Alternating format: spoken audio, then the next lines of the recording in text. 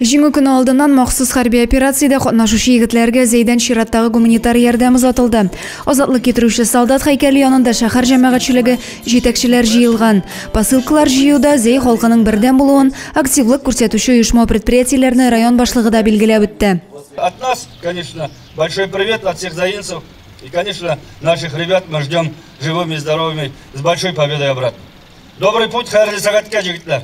Бик зур рәхмәт сезгә, барыгызга да, бүтән катнашучыларга, бүтән зәйлеләргә, шушылай матур итеп киләчәктә дә эшләргә яшәргә язсын.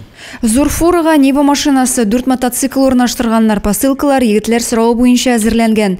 Шулай ук көнкүреш кирәк яраклары, азык-төлек җыелмасы тутырылган. Егетләр өчен дип район газеталарының махсус номерлары да басылды.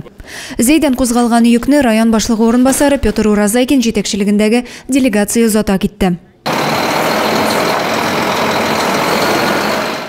Адилә Бурханова, Максим Майоров, Александр Тимофеев, Зәй хәбәрләре.